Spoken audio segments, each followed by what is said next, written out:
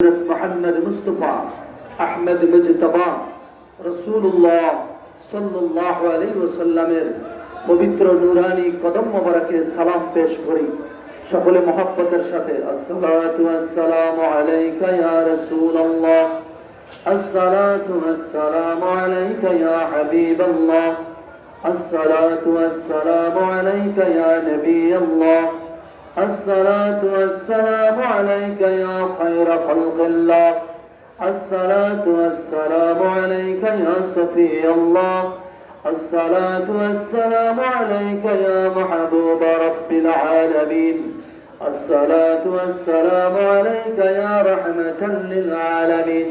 সকলে মহব্বতের সাথে পড়েন সাল্লাল্লাহু আলা মুহাম্মদ সাল্লাল্লাহু আলাইহি ওয়াসাল্লাম। মেহেরবানি করে প্রত্যেকে পড়বেন, কেউ বাদ থাকবেন না। সবাইকে আমি অনুরোধ করছি, আমার আব্বাজিরা, আমার ভাইরা, সবাইকে অনুরোধ করবো প্রত্যেকে পড়বেন, কেউ বাদ থাকবেন না। আরেকটু অনুরোধ রাখেন, সকলে মেহেরবানি করে আল্লাহর হস্তে সবাইকে অনুরোধ করি, সবাই একটু সামনে আগান, সবাই একটু সামনে আগান। আপনারা যারা সামনে আছেন সামনে আগান, সবাই সামনে আগান। পিছনে লোকজন বসতে অসুবিধা হয়, জায়গা হচ্ছে না। মেহেরবানি করেন, আর একটু সামনে আগান, আরো সামনে আগান, আরো সামনে আগান, কাছে চলে আসেন। পিছনে যারা আরো সামনে আগান, এই যে ফাঁকা জায়গাগুলো যেন পুরো খালি না থাকে, ফাঁকা জায়গা যেন না থাকে, এগুলো পুরো করেন। একটু অনুরোধটা শুনেন, মেহেরবানি করে একটু অনুরোধটা শুনেন, সকলে ফাঁকা জায়গাগুলো পুরো করেন। একটু সামনে আগান, প্রত্যেকে সামনে আগান, প্রত্যেকে সামনে আগান, সামনে আগান, সামনে আগান, সামনে আগান, সবাই সামনে আগান। এখন ওই যে ফাঁকা জায়গা, ফাঁকা জায়গা, কারো সামনে যেন কোনো ফাঁকা জায়গা না থাকে, কারো সামনে যেন কোনো ফাঁকা জায়গা না থাকে। এই যে ফাঁকা জায়গা দেখা যাচ্ছে, মেহেরবানি করে ফাঁকা জায়গাগুলো পুরো করেন। একটু সামনে আগান, সামনে আগান, সামনে আগান। যার জুতা আছে জুতা হাতে নিয়ে আসেন, সামনে রাখেন জুতা, সমস্যা কি? সামনে আগান। এই যে এখনো খালি জায়গা দেখা যাচ্ছে, এই যে এখনো খালি জায়গা দেখা যাচ্ছে, এই খালি জায়গাগুলো পুরো করেন। সামনে আগান, মেহেরবানি করে সামনে আগান, সামনে আগান। এই যে খালি জায়গাগুলো পুরো করে।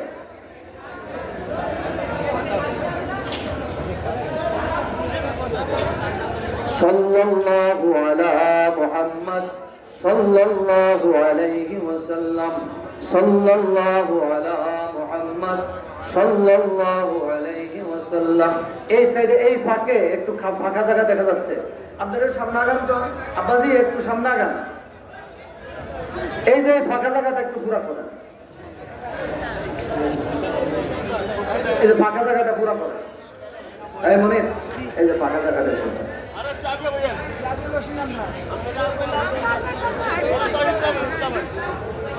এই ফাঁকা জায়গাটা পুরা করেন। পিছনের লোকজন বসতে অসুবিধা হয় তো, দেখতে অসুন্দর দেখা যায়। মাহফিলের আদব মেহেরবানি করে রক্ষা করুন।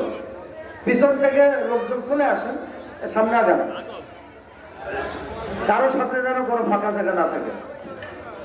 সাল্লাল্লাহু আলা মুহাম্মদ, সকলে মহব্বতের সাথে পড়েন সাল্লাল্লাহু আলা মুহাম্মদ সাল্লাল্লাহু আলাইহি ওয়াসাল্লাম, সাল্লাল্লাহু আলা মুহাম্মদ সাল্লাল্লাহু আলাইহি ওয়াসাল্লাম, সাল্লাল্লাহু আলা মুহাম্মদ সাল্লাল্লাহু আলাইহি ওয়াসাল্লাম, সাল্লাল্লাহু আলা মুহাম্মদ সাল্লাল্লাহু আলাইহি ওয়াসাল্লাম, সাল্লাল্লাহু আলা মুহাম্মদ সাল্লাল্লাহু আলাইহি ওয়াসাল্লাম। আপনারা গেটের সামনে যারা দাঁড়িয়ে আছেন, একেবারে অসুন্দর দেখা যায়। আমার ভাই, আমার বাবা, সবাইকে অনুরোধ করছি, মেহেরবানি করে আপনারা মাহফিলের প্যান্ডেলে বসুন। আর যারা মাহফিলের স্বেচ্ছাসেবক আছেন, আপনারা একটু সহযোগিতা করুন। এই যে যারা রাস্তায় দাঁড়িয়ে আছেন, অত্যন্ত খারাপ দেখা যাচ্ছে স্টেজের সামনে এভাবে আপনারা দাঁড়িয়ে থাকলে। গেটের সামনে কয়েকজন কর্মী স্বেচ্ছাসেবক, মাহফিলের যারা দায়িত্বশীল, মেহেরবানি করে আপনারা একটু ওনাদেরকে সামনে আসার জন্য অনুরোধ করুন। আর মাদ্রাসার দোতলায় অনেক আপনার চিৎকার শোনা যাচ্ছে, আওয়াজ শোনা যাচ্ছে, মেহেরবানি করে আওয়াজগুলো বন্ধ করুন। আর পিছনে যারা দাঁড়িয়ে আছেন, আপনারা একটু বসেন। এই মনির, একটু লোকজন বসিয়ে দাও। এই মাইকটা পিছনে, মাইকটা দাও।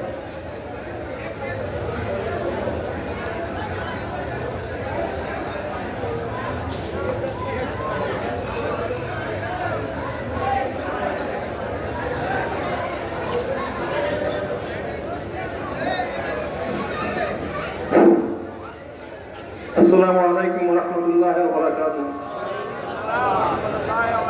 আমি বড় দুঃখের সাথে একটা কথা আপনাদেরকে বলি। গত বছর আমি কোনো সব তবারকের ব্যবস্থা করি নাই। গত বছর এই কাজীগার জিন্নার ছেলে তরু কাজী এখানে মসজিদটা করে দিতেছে এবং সে ছিল এখানের মধ্যে মহাফিলের আগে দিয়ে, তখন সে নিজে আবার একটা গরু দিয়েও তবারকের একটা উদ্বোধন করলো। তো একটা গরু কিনা আমি ও গরু থেকে এক কিলো গোস্ত তখন নেই আমি আলেম ওলামারে যারা খাওয়াইছি আমরা গোস্ত কিনে যাবার খাওয়াইছি। এখন এই বছর তরু দেয় নাই, না দেওয়াতে এখানে কিছু কর্মকর্তারা একটু উদ্যোগ নিছে, যে একটা উদ্যোগ নিছে, আমরা এটা চালু রাখি। এই চালু রাখতে কইয়া এরা এই দুই একবারে একটা গরুর ব্যবস্থা করে দিছে। আচ্ছা এখন আপনারা বলেন, আমরা তো কোনো কিছু নিল না, বিভিন্ন প্রতিষ্ঠানে 12-14 গরু দিয়ে তো গরুর ব্যবস্থা করা, ঠিক আছে তারা কোন রাজায় বা না ফাঁকে ফাঁকে খাওয়ায়, কিন্তু এখানে একটা গরু দিয়ে কি সম্ভব এত মানুষের খাওয়ানো? হ্যাঁ, তাহলে গত বছর আমার বাড়িতে ব্যবস্থা ছিল কোনো পথে, লাস্টে আমরা তো এখানে কেউ জানতাম না, ভলেন্টিয়ার বানাইছি, আমরা একই ভাগ করছি। আমার ঘরে কোনো আজও আমার ঘরে কোনো ভাগ নাই, আর সেদিনও আমাদের ঘরে কোনো ভাগ হয় নাই। ওই বাবা যে ভাগ করছে ওই ভাগ থেকে এখানে দেওয়া হয়েছে, ওখানে দেওয়া হয়েছে। লাস্টে মানুষের চাপে লাস্টে 6 সাহেবের খানা ছিল না, ঘরে গেছি আর 6 সাহেবের খানা নাই। পরে আমার ফ্রিজের গোস্ত নামাইয়া আমার বাবুল মালার বউ শান্ত থাকে আইসে নামত যাইতো, তারা দিয়ে পাকাইয়া তারপর 6 সাহেবের খাওয়াইছি। এবার বুঝলেন, অনেকে মাঝে মাঝে কেউ বেঁধে আছে আমরা গেছি তোমার ফেরা করে খাওয়া না করে, অথচ 6 সাহেবের খানা ছিল না। পরে ওনারা পাকাইয়া তারপরে উনিও খাইছে, আমরা কিছু খাইছি। এখন আজকে আবার সে কথা শুনেছি, আমরা হয়তো এই যে জেল নম্বর আছে, আমরা একটা সিদ্ধান্ত নিয়েছি একটা গরু এখানে কিন্তু ফুলটা করা হবে। এখান থেকে বললেন না আরে বলে আমার জন্য আমরা এখান থেকে একটা বস্তু নেই, এখানে বিভিন্ন মসজিদ থেকে যারা একটু কষ্ট করে কালেকশন করে আইয়ে লগে হয়তো 2-3 সাইকেল লোক থাকে, আমরা ওই লোকদের জন্য একটা মেহমানদারি করছি। এটা কি অযুক্তি করছি আমরা না?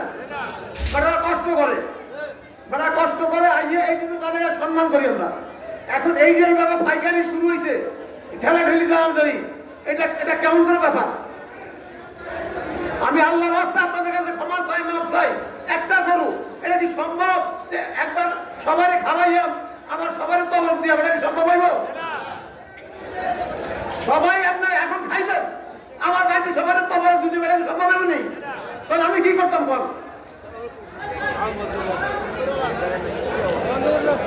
কি করতাম? বল আপনার বলেন, আপনারা বিষয় করেন। এমন না বলে আমরা এলাকাতে 4-5টা গরু দিচ্ছি, উনি কি করছে? মাত্র একটা গরু, আর সেখানে এই অবস্থা।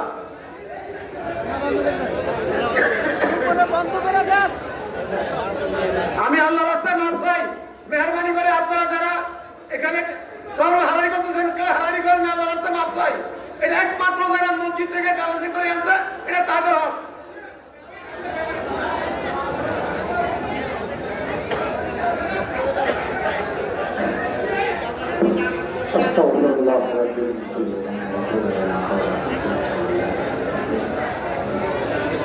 আসেন আমরা সকলে পড়ি, সকলে বলবেন, কেউ বাদ থাকবেন না।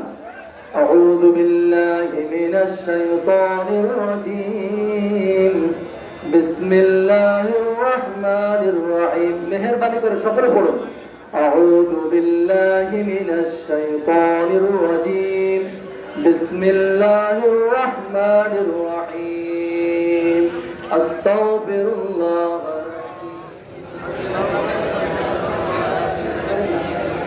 أستغفر الله ربي من كل ذنب وأتوب إليه لا حول ولا قوة إلا بالله العلي العظيم। ইস্তিগফার পড়ুন, সবাই পড়বেন। ইস্তিগফার পড়লে আল্লাহ তাআলা বলেন আসমান থেকে তোমাদের জন্য বৃষ্টির মতো নেয়ামত বর্ষিত হবে। ইস্তিগফারে গুনাহ মাফ হয়, ইস্তিগফারে রিজিক বেড়ে যায়। ইস্তিগফার করতে হবে, সকলে পড়েন।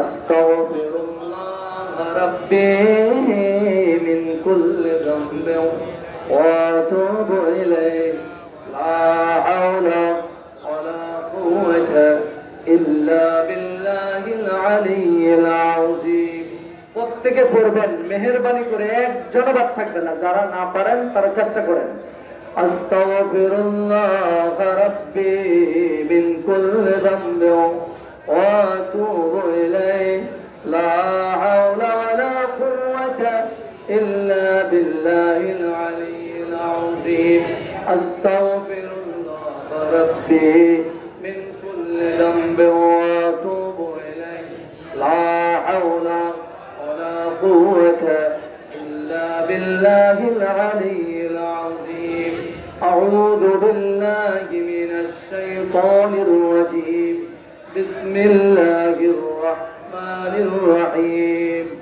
ربنا ظلمنا أنفسنا شغل فرد ربنا ظلمنا أنفسنا وإن لم تغفر لنا وترحمنا لنكونن من الخاسرين شغل بلن بسم الله الرحمن الرحيم ربي زدني علما ربي زدني علما ربي زدني علما ربي زدني علما رب اشرح لي صدري ويسر لي أمري واحلل عقدة من لساني يفقه قولي اللهم إني أسألك علما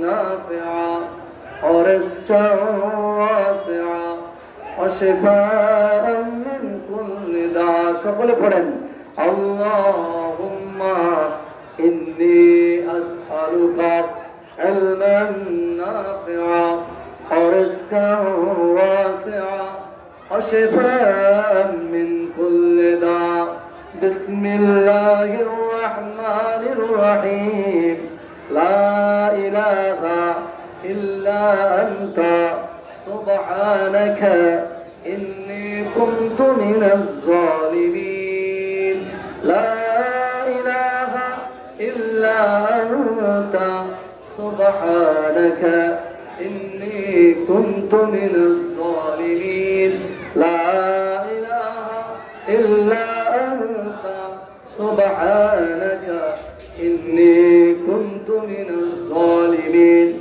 فاستجبنا له ونجيناه من الغم وكذلك ننجي المؤمنين رب أني مسني الضر وأنت أرحم الراحمين رب أني مسني الضر وأنت أرحم الراحمين رب أني مسني الضر وأنت أرحم الراحمين ربنا آتنا في الدنيا حسنة وشغل فرد ربنا آتنا في الدنيا حسنة وفي الآخرة حسنة وقنا عذاب النار وادخلنا الجنة مع الأبرار يا عزيز يا غفار يا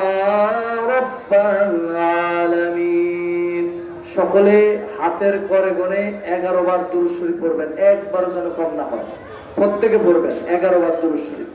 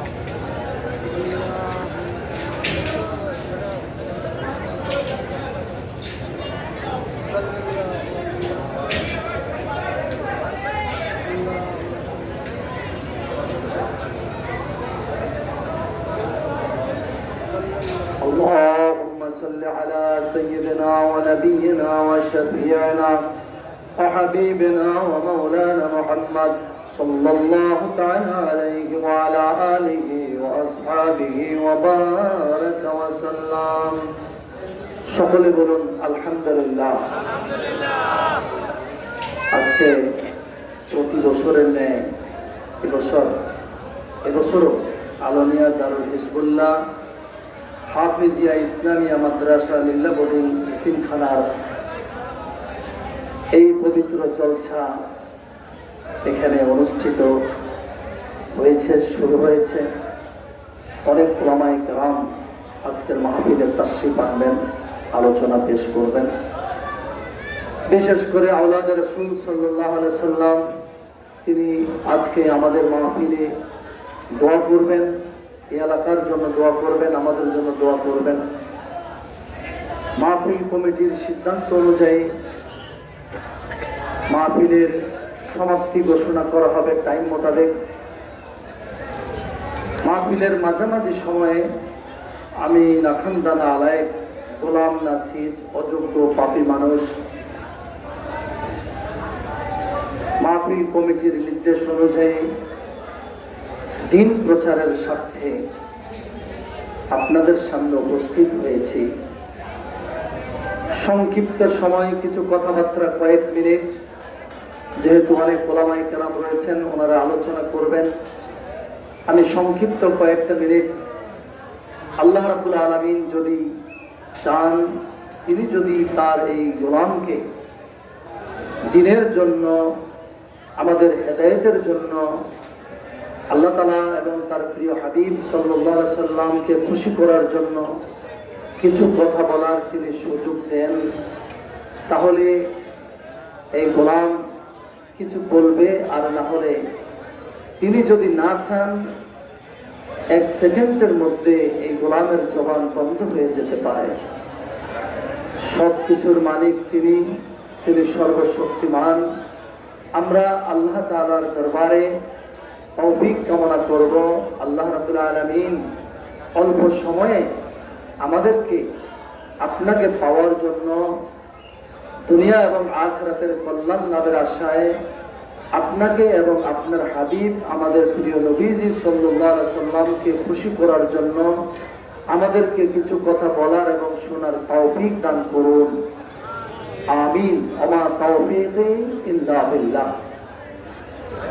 আমার আব্বাজির, আমার ভাইরা, আমরা এখানে যারা উপস্থিত হয়েছি, এখানে আমরা যারা হাজির হয়েছি, এই ময়দানে বসে আছি, সবাই আমরা আল্লাহ তাআলাকে খুশি করার জন্য এখানে আমরা এসেছি। দুনিয়ার কোনো উদ্দেশ্যে আমরা এখানে আসিনি। আমরা এই সামান্য বিছানার উপরে, এটাকে বিছানা বলা চলে না, সামান্যত্বের ফলের উপরে আমরা সবাই বসে আছি কাঙ্গালের মতো। কি জন্য? আমরা আল্লাহ তাআলার রহমতের কাঙ্গাল, আমরা আল্লাহ তাআলার দয়ার কাঙ্গাল, তার ক্ষমার কাঙ্গাল। আমরা হলাম বান্দা, তিনি আমাদের আল্লাহ, তিনি আমাদের মালিক। কত মানুষ এই মুহূর্তে দুনিয়াবি কাজে তারা ব্যস্ত রয়েছে। অনেক মানুষ তারা গুনাহের কাজে এই মুহূর্তে লিপ্ত আছে, কিন্তু তিনি যে আমাদেরকে দয়া করেছেন, আমাদেরকে তিনি সুযোগ দিয়েছেন, একটু সময় আমরা তার কথা শুনব, একটু সময় আমরা তার কথা শুনব। আমরা তার মায়ায়, তার মহাব্বতে কিভাবে আমরা খুশি করব তাকে, সে উদ্দেশ্যে আমরা এখানে লুটিয়ে পড়েছি। দুনিয়াবি কোনো উদ্দেশ্যে নয়। সমস্ত আরামকে ত্যাগ করে আমরা একেবারে ছোট হয়ে, নমনীয় হয়ে আমরা মাটিতে লুটিয়ে পড়েছি। এখানে অনেক বড় মানুষ আছেন, যাদের বয়স 70, 80, 60, অনেক যুবক আছেন, জওয়ান আছেন, অনেক শিশু, কচি, বাচ্চা, সোনামণিরা আছেন। সকলে মিলে আমাদের উদ্দেশ্য এক, আমাদের ইচ্ছা এক, আমাদের আশা এক। আমরা যে যাই কিছু করি না কেন, আমরা অনেক ওলামায়ে কেরাম এখানে আলোচনা করবেন। আওলাদ রাসূল সাল্লাল্লাহু আলাইহি ওয়াসাল্লাম আসবেন, রায়পুর আলিয়া মাদ্রাসার মুহাদ্দিস হুজুর আসবেন, তারপর আমাদের লড়াছড়ের আমাদের গন্ডামারা মাদ্রাসার আপনার প্রভাষক হুজুর এসেছেন, তারপর আরো অনেক ওলামায়ে কেরাম আলোচনা করেছেন। যত ওলামায়ে কেরাম আলোচনা করেছেন, এখন আমি বসেছি। আমাদের প্রত্যেকের উদ্দেশ্য কিন্তু একটা, ঠিক না? আপনি আওয়ামী লীগ করেন, আপনি বিএনপি করেন, আপনি জামাত ইসলাম করেন, জাতীয় পার্টি করেন, আমরা যদি মুসলমান হয়ে থাকি তাহলে আমাদের সকলের মূল উদ্দেশ্য কিন্তু একটা, ঠিক না? আমরা যে যাই কিছু করি না কেন, কেউ চাকরি করি, কেউ ব্যবসা করি, যে যাই করি না কেন, আমাদের মূল লক্ষ্য কিন্তু একটা, ঠিক না? দুনিয়ায় চলতে আমরা এক একজন এক একটা করি, কিন্তু আমাদের মূল কিন্তু উদ্দেশ্য একটা।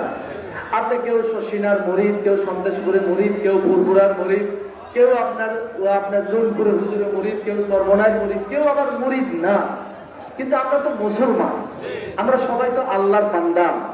আপনি কবরে গেলে আপনাকে জিজ্ঞাসা করবে না যে আপনি কি কোনো পীর সাহেব হুজুরের মুরিদ, আপনাকে জিজ্ঞাসা করবে আপনি আল্লাহর বান্দা কিনা, ঠিক কিনা বলেন? আপনি আল্লাহর বান্দা কিনা। আপনি যে পীরের মুরিদ হন না কেন, অথবা মুরিদ না হন, আপনি যেই দল করেন অথবা দল না করেন, তবে আপনি আল্লাহওয়ালা হন, আপনি আল্লাহর বান্দা হন, আপনি আল্লাহর প্রিয় হন, তাহলে আর কোনো সমস্যা নাই।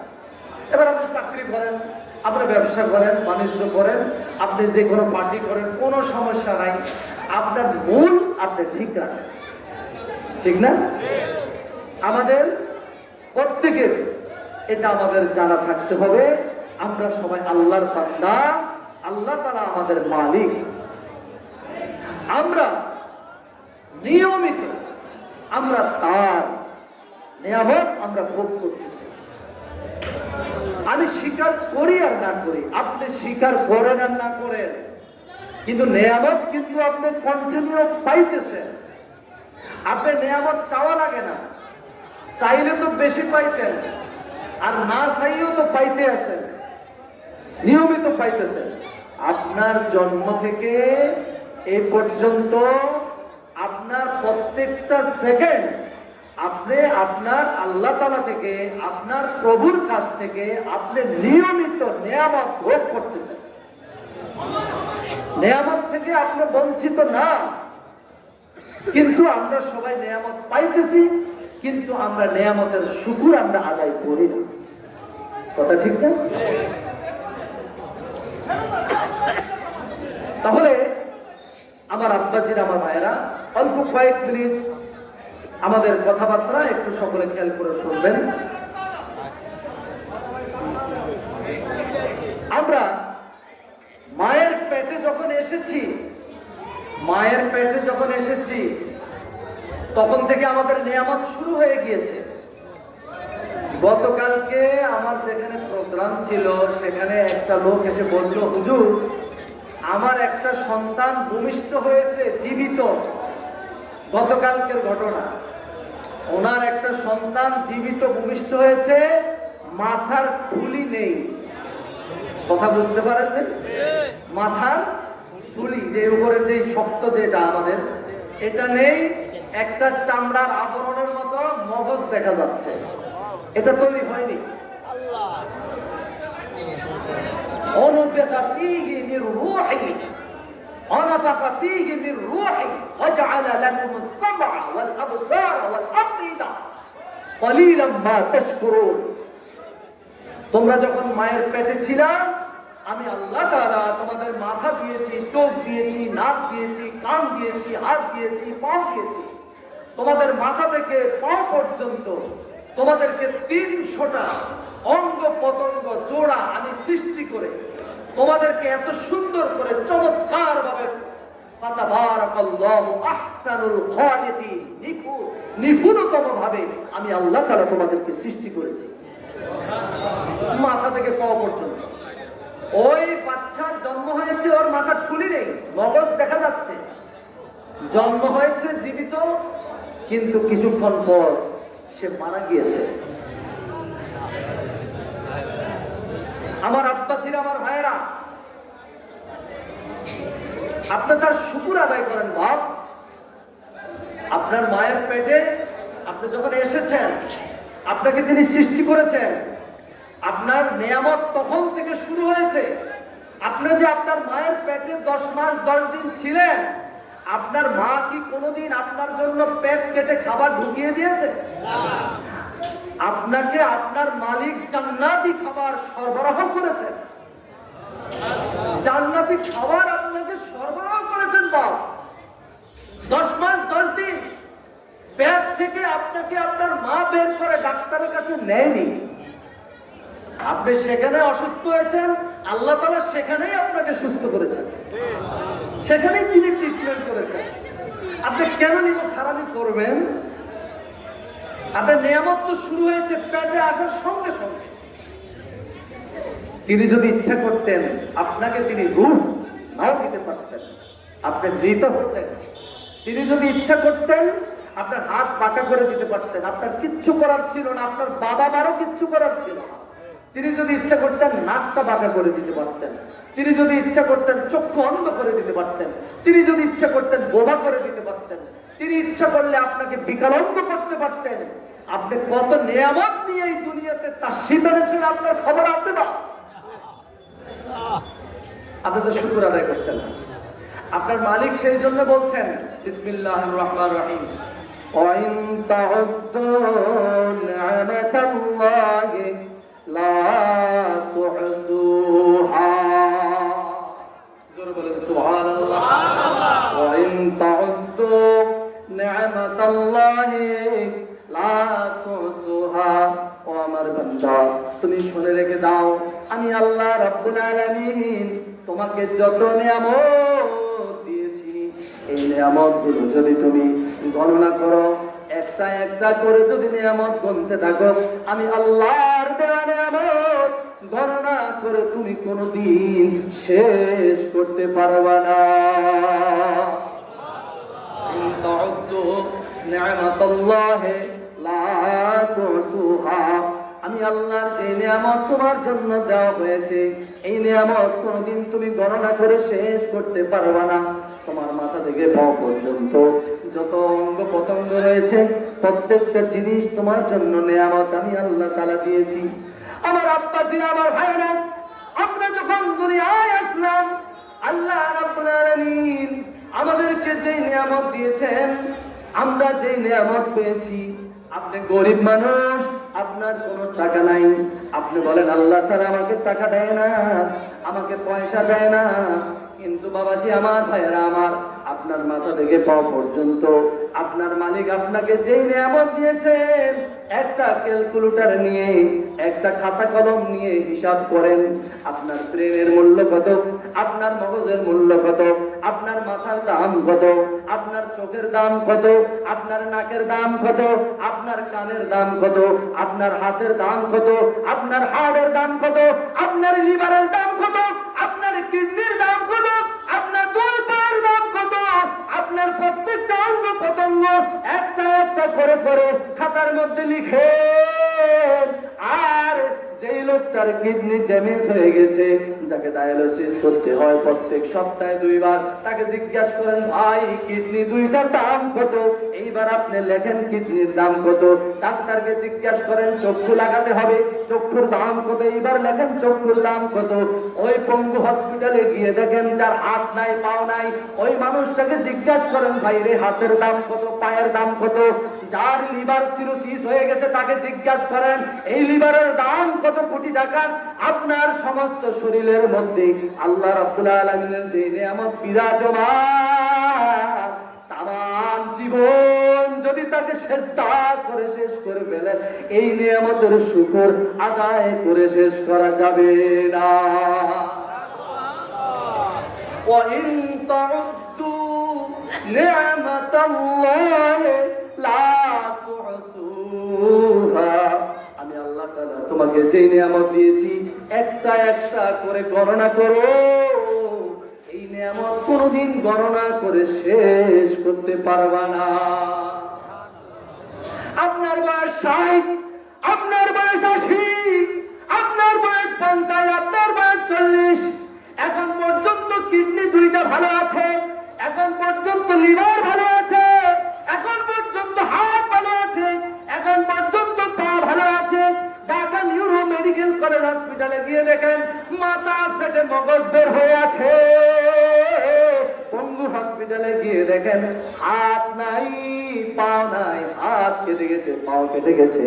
ওই মেডিকেল কলেজ পিজি হসপিটালে গিয়ে দেখেন লিভার নষ্ট হয়ে গেছে। আব্বাজি আমার, ভাই আমার, আপনাকে আল্লাহ রাব্বুল আলামিন 70 বছর পর্যন্ত লিভার ভালো রেখেছেন, কিডনি ভালো রেখেছেন, চোখ এখনো ভালো আছে, অ্যাক্সিডেন্টে পাও কেটে যায় নাই, হাত কেটে যায় নাই, এখনো আপনি শ্বাস নিঃশ্বাস টানছেন, শ্বাস ছাড়ছেন, নিঃশ্বাস ছাড়ছেন, শ্বাস নিচ্ছেন। নিয়মিত জিজ্ঞাসা করেন যার করোনা হয়েছে 1 সপ্তাহে হসপিটালের বিল কত হয়েছে, তাকে জিজ্ঞাসা করেন যার করোনা হয়েছে 1 মাসের বিল কত লক্ষ টাকা হয়েছে। আপনি বিনা পয়সায় প্রতিদিন শ্বাস নিঃশ্বাস নিচ্ছেন, কোনোদিন তো টাকা দেওয়া লাগে না। নিয়ামত তো পাইতেছেন। লাইন শাকারতুম লাযীদান্নাকুম ওয়া লাইন কাফারতুম ইন্না আযাবি লাশাদীদ। যদি তুমি আমার নিয়ামতের শুকর আদায় করো, আমি আল্লাহ তাআলা তোমার নিয়ামত বাড়াইয়া দিব। আর যদি শুকর আদায় না করো, তোমার জন্য কঠিন আযাব রয়েছে। নিয়ামতের শুকর যত বেশি আদায় করবেন, আল্লাহ তাআলা নিয়ামত বাড়িয়ে দিবেন। নিয়ামতের যদি শুকর আদায় না করেন, তাহলে আমাদের জন্য কঠিন শাস্তি রয়েছে। লাইন শাকারতুম লাযীদান্নাকুম ওয়া লাইন কাফারতুম ইন্না আযাবি লাশাদীদ। যদি তুমি নিয়ামতের শুকর আদায় করো, আমি আল্লাহ তাআলা তোমার নিয়ামত বাড়িয়ে দিব। আর যদি শুকর আদায় না করো, তোমার জন্য কঠিন শাস্তি রয়েছে। আমার আব্বাজিরা, আমার ভাইয়েরা, আমরা নিয়ামতের শুকর আদায় করব কিভাবে? যে আল্লাহ রাব্বুল আলামিন আমাদেরকে এত নিয়ামত দিয়েছেন। 1 নম্বরে তার নিয়ামতের শুকর আদায় হবে 5 ওয়াক্ত নামাজের মাধ্যমে, আল্লাহ রাব্বুল আলামিনের সাথে সম্পর্ক সৃষ্টির মাধ্যমে, আল্লাহ রাব্বুল আলামিনের সাথে ভালোবাসা সৃষ্টির মাধ্যমে আমরা তার নিয়ামতের শুকর আদায় করতে হবে। ঠিক কিনা বলেন? সম্পর্ক হবে কার সাথে? জোরে বলুন, কার সাথে? আল্লাহর সাথে সম্পর্ক সৃষ্টি করবেন, আপনার নিয়ামতের শুকর আদায় হবে আপনি যদি তার হুকুম অনুযায়ী চলতে পারেন। আর যদি তার হুকুম অনুযায়ী না চলেন, তাহলে আপনি হলেন নিমক হারাম, আমরা হলাম নিমক হারাম। ঠিক কিনা বলেন?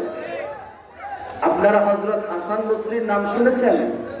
হযরত হাসান বসরি আল্লাহর একজন ওলি ছিলেন। হযরত হাসান বসরি রাহমাতুল্লাহ আলাইহি তিনি একটা গোলাম কিনলেন, বাজার থেকে একজন গোলাম কিনলেন। তখন গোলাম কিনা বেচা হতো। হুজুর একটা গোলাম কিনলেন। হাসান বসরি গোলামকে বাড়িতে নিয়ে আসলেন। হাসান বসরি জিজ্ঞাসা করেন, হে গোলাম, তোমার নাম কি? গোলাম বলে, হে হাসান বসরি, আমার মালিক যেই নামে আমাকে ডাকবে, আমার মালিক যেই নামে ডেকে আমাকে পছন্দ করবে, সেই নামটাই আমার নাম। হাসান বসরি বলেন, গোলাম, তোমার পছন্দের খাবার কি? গোলাম বলে, ও হাসান বসরি, আমার মালিক যেখানে আমাকে খাওয়াইয়া সে পছন্দ করে ওটাই আমার খাবার। হাসান বসরি জিজ্ঞাসা করেন, গোলাম, তোমার পছন্দের পোশাক কি? গোলাম বলে, ও হাসান বসরি, আমার মালিক যেই ধরনের পোশাক আমাকে পরাইয়া খুশি থাকে ওটাই আমার পছন্দের পোশাক। হাসান বসরি বললেন, গোলাম, তোমাকে আমি আজাদ করে দিলাম, তোমাকে আজকে থেকে আমি মুক্ত করে দিলাম, তুমি আমার চোখ খুলে দিলে। আমি জিজ্ঞাসা করেছি তোমার পছন্দের খাবার কি? তুমি বলেছো মালিক যেটা খাওয়াইয়া ভালো থাকে খুশি হয় সেটাই আমার পছন্দের খাবার। আমি তোমাকে জিজ্ঞাসা করেছি, ও আমার গোলাম, তোমার পছন্দের পোশাক কি? তুমি বলেছো মালিক যে পোশাক পরাইয়া মালিক খুশি থাকে ওটাই আমার পছন্দের পোশাক। আমি জিজ্ঞাসা করেছি, ও গোলাম, তোমার পছন্দের খাবার কি? তুমি বলেছো মালিক যেই খাবার খাওয়াইয়া খুশি থাকেন আমার সেটাই পছন্দের খাবার। ও গোলাম, তোমার উসিলা আমি আল্লাহকে চিনে ফেলেছি, আমি আল্লাহকে চিনে ফেলেছি। আল্লাহ আমাকে যেভাবে রাখেন আমি সেইভাবে খুশি থাকবো। আল্লাহ আমাকে যা পড়াবেন আমি সেইভাবে খুশি থাকবো। আল্লাহ আমাকে যা খাওয়াবেন আমি তার উপরে শুকর আদায় করবো। আল্লাহ আমাকে যেভাবে চালাবেন আমি সেই অনুযায়ী শুকর, আমি সেই অনুযায়ী চালাবো, আমি সেই অনুযায়ী চলবো, আমি সেই অনুযায়ী খাইবো, আমি সেই অনুযায়ী থাকবো। আমার মালিকের ইচ্ছে আমার ইচ্ছা, আমার মালিকের ইচ্ছে আমার ইচ্ছা। মালিক যখন যা করবেন সেটার উপরে আলহামদুলিল্লাহ, আলহামদুলিল্লাহ। আমার আব্বাজিরা, আমার ভাইয়েরা, আমরা আল্লাহ রাব্বুল আলামিনের সাথে সম্পর্ক করার জন্য আমরা সর্বপ্রথম আমাদের যে কাজটা হবে, এখানে আমরা যারা আছি, আমি সহ আমরা এখানে যারা আছি, সংক্ষিপ্ত কয়েক মিনিটের কথাবার্তা আর 14 মিনিট আমি কথা বলবো। আমার আব্বাজিরা, আমার ভাইয়েরা, মালিকের সাথে সম্পর্ক, আল্লাহর সাথে বান্দার সম্পর্কের সর্বপ্রথম কাজ হবে, আমি সহ এখানে আমরা যারা আছি আমরা সবাই গুনাহগার। বলেন আমরা সবাই কি? আমরা সবাই কি? আমরা সবাই কি? আমরা সবাই গুনাহগার, আমরা সবাই অপরাধী, আমরা সবাই অপরাধী, আমরা সবাই গুনাহ করেছি। গুনাহ থেকে মুক্ত আমরা কেউ না, ঠিক কিনা বলেন? যেই ব্যক্তি গুনাহ করবে সেই ব্যক্তির কয়েকটা জিনিস নষ্ট হয়ে যাবে। এক নম্বরে, যেই ব্যক্তি গুনাহ করবে তার অন্তর থেকে শান্তি নষ্ট হয়ে যাবে। মনে রাখবেন, গুনাহ করলে যেই ক্ষতিগুলো হয়, যারা গুনাহ করবে, আমরা যারা গুনাহ করি, গুনাহ করার কারণে অন্তর থেকে শান্তি নষ্ট হয়ে যায়। বলেন গুনাহ করলে কি হয়? অন্তর থেকে শান্তি নষ্ট হয়ে যায়। গুনাহ করলে রিজিক নষ্ট হয়ে যায়, গুনাহ করলে রিজিক কমে যায়, রিজিক নষ্ট হয়ে যায়। গুনাহ করলে একটা গুনার কারণে 10টা গুনাহ সৃষ্টি হয়, একটা গুনার কারণে 10টা গুনাহ সৃষ্টি হয়। গুনাহ করার কারণে আল্লাহর থেকে বান্দা আল্লাহর কাছ থেকে দূরে সরে যায়। গুনাহ করার কারণে ইবাদতের মজা সে হারিয়ে ফেলে, ইবাদত করতে তার কাছে মজা লাগে না। গুনাহ করার কারণে তার কলবের মধ্যে দাগ পড়ে যায়। বেশি বেশি গুনাহ করতে করতে করতে করতে যেই কোনো সময় এই মানুষটা বেঈমান হয়ে যেতে পারে। আমার আব্বাজিরা, আমার ভাইয়েরা, এই জন্য গুনাহমুক্ত জীবন যাপন করতে হবে, গুনাহ থেকে বাঁচতে হবে। আল্লাহ তাআলার সাথে সম্পর্কের পূর্ব শর্ত হলো, প্রথম নম্বরে আমরা পিছনে যত গুনাহ করেছি আল্লাহ তাআলার কাছে আমাদের তওবা করতে হবে, আল্লাহ তাআলার কাছে ক্ষমা চাইতে হবে। এটা হলো 1 নম্বরের কাজ। দ্বিতীয় নম্বরের কাজ, তওবা করার পর ইরাদা করতে হবে, অঙ্গীকার করতে হবে, যতদিন বাঁচবো জীবনে আর কোনোদিন গুনাহ করব না। আল্লাহ তাআলার কাছে সাহায্য চাইতে হবে, পরওয়ারদিগার আমাকে আপনি সাহায্য করেন, কিভাবে আমি গুনাহ থেকে বাঁচতে পারি। বেশি বেশি ইস্তিগফার করতে হবে, দুরূদ শরীফ করতে হবে, বেশি বেশি আল্লাহ তাআলার ইবাদত বন্দেগীতে নিজেকে লিপ্ত রাখতে হবে। আমার আব্বাজিরা, আমার ভাইয়েরা, প্রথম নম্বরে কাজ হলো আপনাকে গুনাহের জন্য ক্ষমা চাইতে হবে। কার কাছে? আল্লাহর কাছে। আপনারা কি রাইসুল মুফাসসিরিন হযরত আব্দুল্লাহ ইবনে আব্বাস রাদিয়াল্লাহু তাআলা আনহুর নাম শুনেছেন? রাসূল পাক সাল্লাল্লাহু আলাইহি সাল্লামের যিনি চাচাতো ভাই, নবীজির চাচাতো ভাই, তায়েফ, মক্কা শরীফ থেকে 100 কিলোমিটার দূরে তায়েফ। এই তায়েফের হুজুরের মাজার শরীফ রয়েছে। আল্লাহ রাসূল সাল্লাল্লাহু আলাইহি সাল্লামের চাচাতো ভাই, तमाम পৃথিবী যত মুফাসসির আছেন সকল মুফাসসিরদের যিনি মাথার মুকুট, তার নাম হলো আব্দুল্লাহ ইবনে আব্বাস রাদিয়াল্লাহু তাআলা আনহু। তাবি হযরত আব্দুল্লাহ ইবনে আবু মুলাইকা, তিনি বলেন রাসূলুল্লাহ সাল্লাল্লাহু আলাইহি ওয়াসাল্লামের সাহাবী এবং নবীজির চাচাতো ভাই হযরত আব্দুল্লাহ ইবনে আব্বাস রাইসুল মুফাসসিরিন রাদিয়াল্লাহু তাআলা আনহু। ওনার সাথে আমি মক্কা শরীফ থেকে মদিনা শরীফে সফর করেছি। আব্দুল্লাহ ইবনে আবু মুলাইকা তিনি বলেন, আমি রাইসুল মুফাসসিরিনের সাথে মক্কা শরীফ থেকে মদিনায় আমি সফর করেছি। হাদিস শরীফে লেখে আব্দুল্লাহ ইবনে আবু মুলাইকা বলেন, রাসূল পাক সাল্লাল্লাহু আলাইহি ওয়াসাল্লামের সাহাবী এবং নবীজির চাচাতো ভাই রাইসুল মুফাসসিরিন আব্দুল্লাহ ইবনে আব্বাস রাদিয়াল্লাহু তাআলা আনহু আমাদের সফর অবস্থায় যখন তাহাজ্জুদের নামাজের সময় হয়ে গেছে, কিসের নামাজ? তাহাজ্জুদের নামাজের সময় যখন হয়ে গেছে, হুজুর কিবলামুখী হয়ে তাহাজ্জুদে দাঁড়িয়ে গেলেন। কে? রাইসুল মুফাসসিরিন আব্দুল্লাহ ইবনে আব্বাস রাদিয়াল্লাহু তাআলা কিবলামুখী হয়ে তাহাজ্জুদে দাঁড়িয়ে গেলেন। হুজুর পড়তে লাগলেন কোরআন শরীফের আয়াত, ওয়াজাআত সাখরাতুল মাউত ওয়াজাআত সাখরাতুল মাউত বিল হক ওয়াজাআত সাখরাতুল মাউত বিল হক। আল্লাহ তাআলার কালাম শরীফ থেকে এই আয়াত যখন তিনি তেলাওয়াত করলেন, ওয়াজাআত সাকরাতুল মাউত বিল হক, জেনে রাখো মৃত্যুর যন্ত্রণা এটা সত্য, এটা হবেই। মৃত্যুর যন্ত্রণা অনেক কঠিন, এটা সত্য, এটা কোনোদিন মিথ্যা না, এটা আল্লাহর কালাম।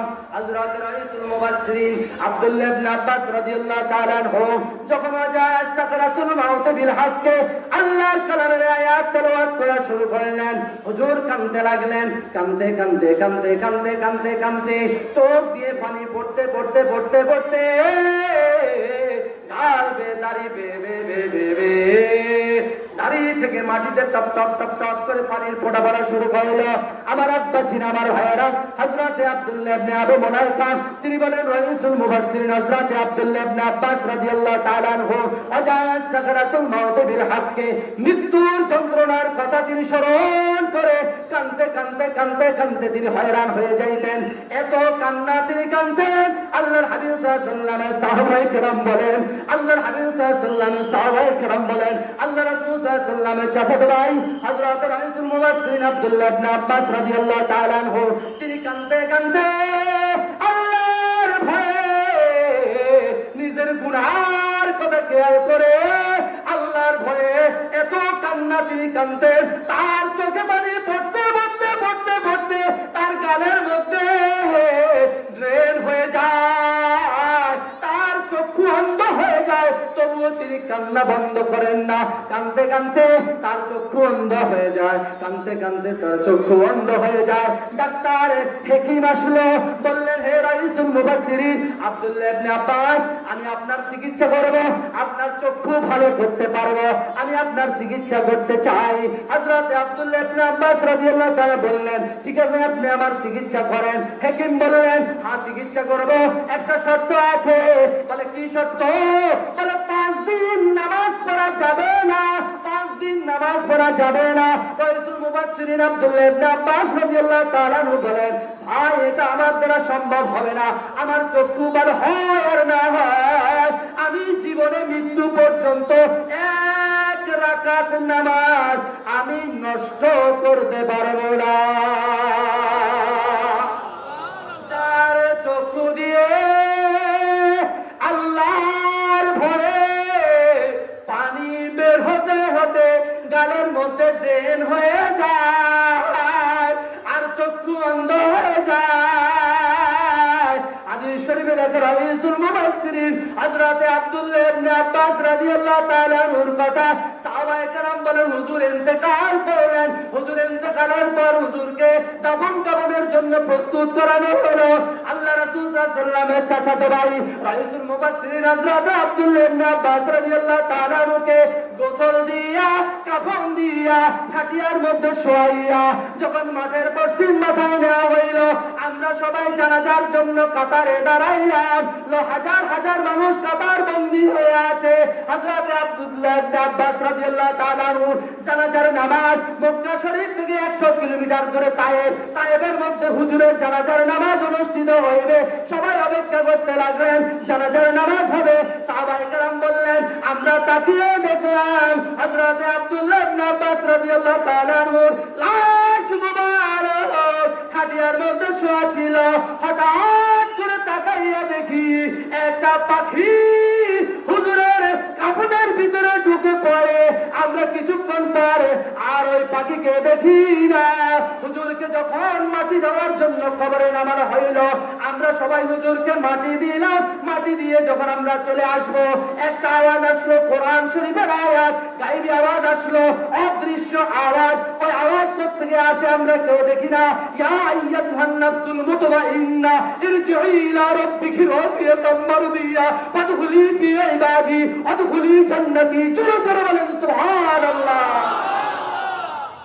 আব্বাজি ভাই, আল্লাহর ভয়ে গুনার জন্য কাঁদতে কাঁদতে চক্ষু অন্ধ হয়ে গেছে।